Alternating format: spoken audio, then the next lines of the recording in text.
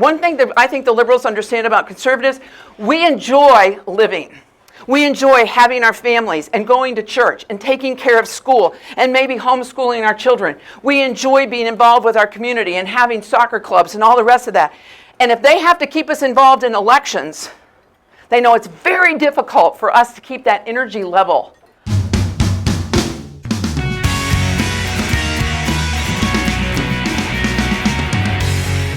So, what we're going to talk about today is recall elections. Nothing is normal in Madison right now. I've been doing this 14 years, and let me just tell you, everything is different. Everything. Has that never been normal in Madison? It's been a whole lot more normal than it is now. As of February 15th, our access to the Capitol became limited. We were doing 6 and 8 legislative visits a day with our pro-family, pro-life, pro-liberty agenda. We were making great progress. On February 15th, basically life stopped as we now know it. How the legislature is operating is a little different. How they're handling their own agenda. What's going on internally in the caucuses is different. And now we're faced with this unprecedented recall situation. Absolutely unprecedented across the country. The eyes of the nation are on Wisconsin. There is absolutely no getting around it. The eyes of the nation are here. They know if we lose these recall elections as conservatives, that sends a powerful signal all over this country to say, hey, we can do the same in our state. I talk to national groups on a weekly basis who are calling me, who normally don't call because Wisconsin isn't always on their radar screen, saying, what's going on in Wisconsin? How can we get involved? What should we be doing? Now is our opportunity to show that the conservatives are not going to do, as Mike said, good job, clap from the background, and you go get it. That's not how this works. We have to pick up the pace and get this done. What do we have? We have recall elections for 9 sitting state senators. And we have 6 Republicans, Bob Coles, Jason M. I call him Jason M. He's here from that campaign up in the Green Bay area. Alberta Darling, Sheila Harsdorf, Luther Olson, Randy Hopper, and Dan Kapanke. And then we have the 3 Democrats, Jim Holperin, Bob Birch, and Dave Hansen from up in Green Bay. That's the lay of the land. We're running, it's like they outnumber us by 3 times as far as getting the signatures they needed. However, these are opportunities. While they're challenges, they're also opportunities for us to be engaged in the process. I look at it offensively and defensively. We have to play offense to flip the Democrat seats. We have to play defense to hold the Republicans in office, who are the conservatives. So here's what we're looking at. And I did this map so you get an idea. Look, you can live anywhere in Wisconsin and be close enough to a recall district to get involved. There is no law that prevents you from being involved in a campaign outside of your district. We'll talk about what's at stake here. But, Bob Coles from Green Bay, Alberta Darling from River Hills, which is right down in this area north of Milwaukee, Sheila Harsdorf from over here on the west side of the state, Luther Olson from Ripon, which is right over here. He's right here in this area. It's a long, tall district. Randy Hopper from Fond du Lac. He's in the 18th, which is this whole purple area here.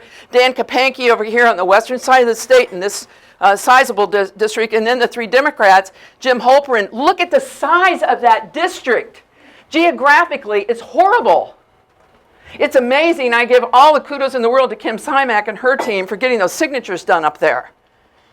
Now, when Jason's working with the Coles campaign, it's a lot of people, but it's at least geographically a smaller district. And Bob Birch is down here in the southeastern corner of the state, and then Dave Hansen, of course, up here. And this is his whole district. It runs like this. That's the lay of the land. You all are sitting. Let me see if I can get this right. Right in this area, there's several of these Senate districts you could get involved with. That's the way it looks. That's where they are. What are the important dates? I called the Government Accountability Board yesterday to make sure. They're kind of making it up as they go along too. Look, they've handled a statewide recount of 1.5 million votes on the Supreme Court race.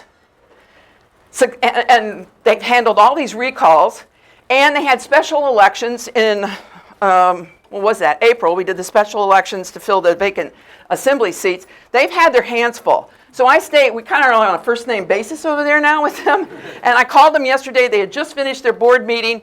And what we know is their goal is to make sure that every candidate can be, the candidates seeking nomination, all will have to be done by June 14th.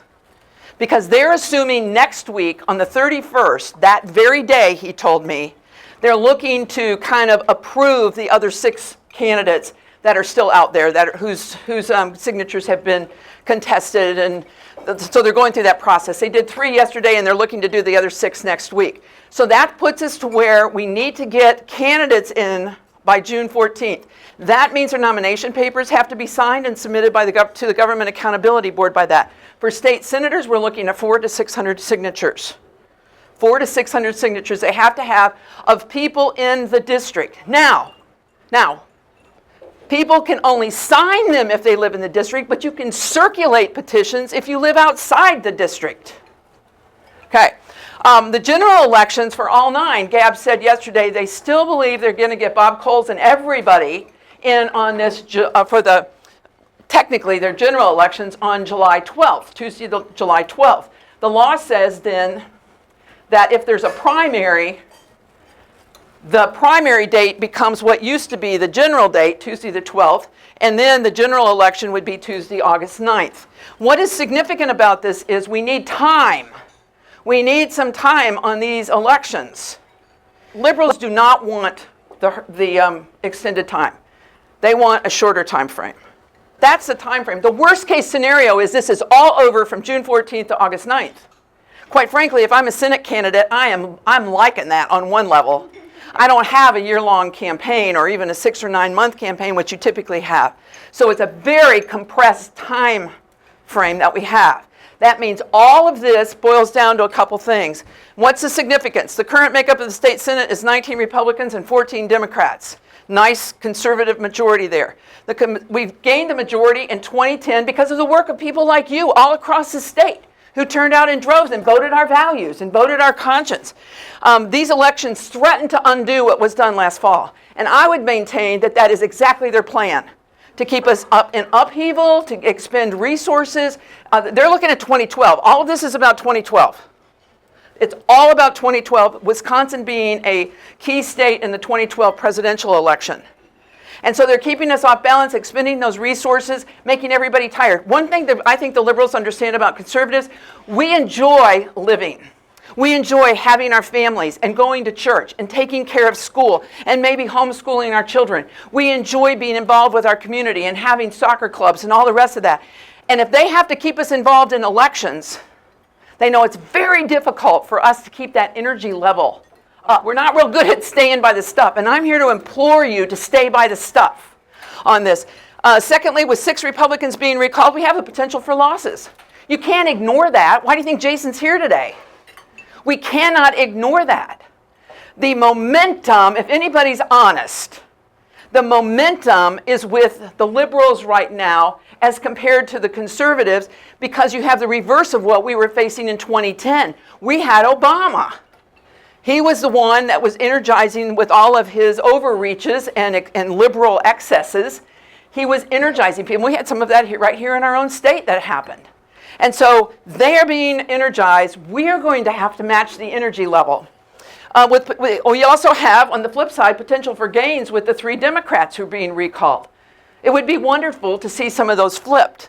And Republicans have to keep just numerically at least 17 seats to maintain the majority. This is a well-schooled audience, but I hope you remember that with majority comes situation of leadership on the calendar, on the agenda, comes the leadership on all the committees, every single one of them.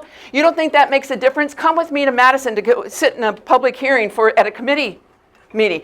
We sat through the exec session on the defunding Planned Parenthood last week with Joint Finance Committee, and I'll tell you right now, it makes a huge difference. A huge difference. So majority isn't just having votes on the floor, it's all kinds of other things that are involved. More than 17 would be great. In the Senate, votes are never a sure thing. That's a very independent body, and when we count noses on issues, there's some we put question marks on. because we aren't always sure. They're independent people, and more so than in the Assembly, really. Currently, no Democrat in the Senate that shares our values. I can tell you that without fear of being of something happening that made that a lie. I can't go to any Democrat office in the Senate and find somebody who values marriage, family life, liberty. Not in the same way. They don't share our values. They truly don't. They don't have the same construct in their thinking, the same worldview that we do. And so if they take over, do you all remember when Russ Decker was just a year ago, was in control of the state Senate? Anybody remember what we were fighting in there? The amazing thing about last session is we didn't get more bad stuff than we did. And that was thanks to the energy of the conservatives, quite honestly. And it's up to us to protect our values and protect our vote. Our vote is at stake. The vote we cast legitimately last November is now at stake and threatens to be undone by these 9 recalls. Now this is my own situation where I'm coming from on this. I think there are 3 legitimate recalls. And that is against the Democrats who left the state for 21 days and had nothing but dereliction of duty. I think the recall efforts against the Republicans, and I'm in a nonpartisan capacity here, is absolutely frivolous and only to do what I said earlier, to keep us off balance and expend resources and time and energy, because all those folks did was vote. That's all they did. Those Republicans who are now successfully recalled in the sense of a successful signature acquisition, they just took votes. That's what they're being recalled for. Where does that stop? If you can recall because you took a valid vote, where does that stop? All right, who's listed as challenging these recalled senators? Now, this is from the Gab election site, from the Campaign Finance System Information System, and this is very fluid. Very fluid. Alberta Darling is being challenged by Democrat Sandy Posh, who's a current sitting state representative. Okay? Sheila Harsdorf up in the western side of the state is being challenged by, I think 3, but it's like we just said, it's fluid. 3, Moore, Cook, and Erlenborn. And Luther Olson, I know that sitting state representative Fred Clark is challenging him, and Eiler. That's a question mark because I'm not sure based on what Gab is saying whether that's for sure. And then Randy Hopper is being challenged by Democrat Jessica King, and Dan Kapanke by Democrat Jennifer Schilling. Schilling is a sitting state representative. The reason I make a note of that is anytime you have a sitting state elector or elected official, that gives them a leg up. They already have some name recognition. And we're going to talk about why that's so important. And then Jim Holperin, Kim Simak, and a gentleman by the name of Lusow are in a Republican primary there. And Bob Wirch, Republican Stites, and Ekernos. I'm pretty sure, I know that he is running. I saw him all weekend at the Republican convention. And then Dave Hansen in Green Bay, Republicans Nygren, I left a D out of Vanderleest and Scray. Nygren is a sitting state representative from up in that area, John Nygren. And Dave Vanderleest has a private industry and windmill farms, I think, and a gal by the name of Mary Scray. So that's the lay of the land. By my count, I see 6 potential primaries already. Oh, well, 5, because we took the one off there. So there's 5 potential, maybe only 4, depending on what's going on here with Luther Olson's district. Here's what you can do. You need to realize the importance of these recall elections, and I'm going to give you opportunity to ask questions about that. I can't make it any more important. Nationally, it has huge ramifications. At the state level, also huge ramifications. Watch what's going on in the state legislature right now. Watch how they're handling their own agenda. They recognize that they have to get a certain amount of stuff done because they have to hedge their bets against what could happen in these recall elections. It is shaping how we're doing business in Madison. It's exactly what the other side wanted.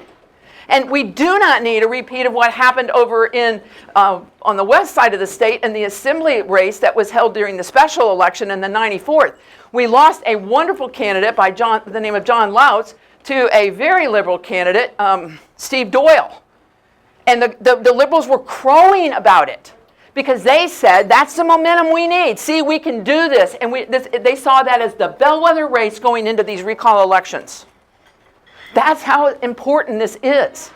If we want to advance a pro-life, pro-family, pro-liberty agenda, we have to keep people in office who agree with us.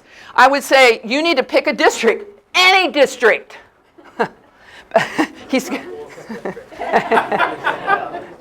Pick a district. You saw the map.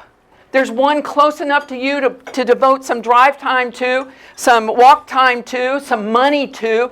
Please don't tell me that you think candidates can win without money. They can't. They cannot do it. All right? And if you don't think the other side will put money into their campaigns, guess again. I don't know, did you hear about the AFL-CIO? And did you hear about the firefighters union that have said they're going to take their money from their congressional candidates and put them into the state level candidates? And if you don't think it'll happen during the recalls, guess again. The money's going to be here for them in boatloads. Pick a candidate. Get behind a candidate. You need to volunteer for those campaigns and work with organizations such as ours. I'm going to show you what we're up to here in a moment. And I'll tell you, here's where you are on this race. You need to focus on get out the vote activities. This will be base versus base. What I mean by that is the base of the liberals will be pitted against the base of the conservatives, and it will be one thing and one thing only: who has done the best job on election day of turning their base out to go to the polls. We aren't looking for all kinds of newfangled people. We're looking for the people who vote to vote. We're looking for them to interrupt vacations, to make sure you get an absentee ballot if you're going to be up at the lake, or you're going to be overseas, or you're going to be in the South, or whatever you're going to be. Why would you go south in summer in Wisconsin? I don't know. I have to go to New Orleans in August. So you need to make your plans wherever you're going to be, and you are representative of that base. Because if we took a poll here, we would find out that virtually all of you vote. So you need to make sure that you're taking, and if you have family members that are 18 or older, you need to get them registered if they're not registered, and you need to ensure that they either get an absentee ballot when those are out, or you get them to the polls. I think one of the best things you could do is take them to the polls. They need to see how it works. That can be a life-changing experience for young people to understand the process. So that is our job, folks. It is get out the vote. If you hear people talk about GOTV activities, that's what we're talking about. That's exactly what we're talking about. Wisconsin Family Action has launched, Joe, if you want to hand those out, has launched a program called Protect Your Values, Protect Your Vote. We're calling it our Grassroots Voter Turnout Initiative. We're working in 6 targeted districts, and we're doing 4 major things. Voter education that can be done through churches. C3 educational piece. We need to get those in churches in all 6 of those districts. We have pastor communications to congregants. What we learned last time was the best way to get congregants out of the pews and into the polls is for the pastor to tell them to vote their values. Not who to vote for, but to vote their values and what the issues are. So we have a plan that we did a little bit of it last year. Other states have done a lot of it with incredible result. Groups like ours in 5 different states around the country on a test basis last year were able to turn out 4.9 to 8.5% more value voters than were any other organization, party, or anybody higher than the state average. Turnout is huge, and we know that when the pastor calls and leaves a message, or when the pastor sends a postcard, or when the pastor sends an email, that is far different from a group like ours coming in and saying you need to vote. We're going to be doing door hangers, head-to-head, hard-hitting info on the candidates.